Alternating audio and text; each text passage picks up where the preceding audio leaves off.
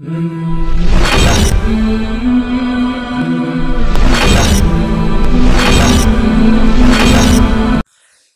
الله الرحمن الرحيم. كافها يا عين صاد.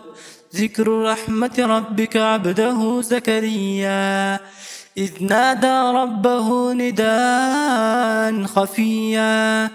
قال رب إني وهن العزم مني واشتعل الرأس شيبا ولم نكن بدعائك رب شقيا وإني خفت الموالي من ورائي وكانت امراتي عاقرا فهب لي من لدنك وليا يرثني ويرث من آل يعقوب واجعله رب رضيا يا زكريا إنا نبشرك بغلام اسمه يحيى لم نجعل له من قبل سميا قال رب أنى يكون لي غلام وكانت امراتي عاقرا وقد بلغت من الكبر عتيا قال كذلك قال ربك هو علي هين وقد خلقتك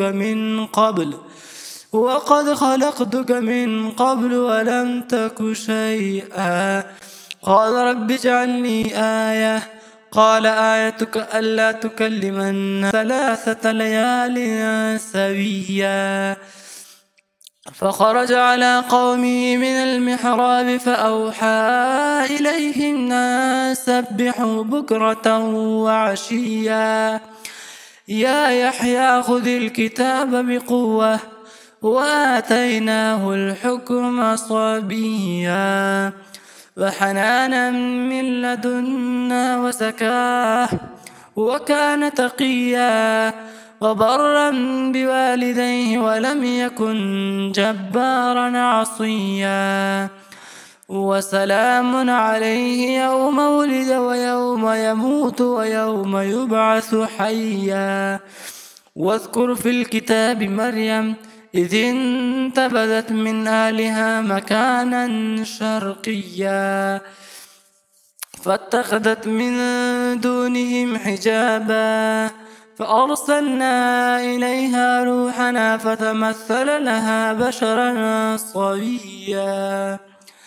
قالت إني أعوذ بالرحمن منك إن كنت تقيا قال إنما أنا رسول ربك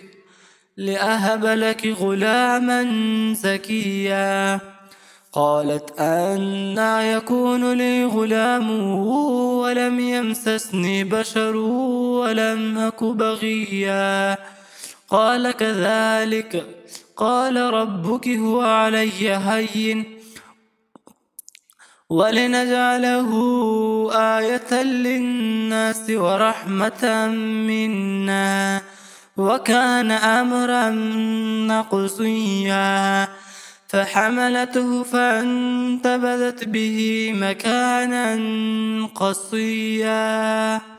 صدق الله العلي العظيم.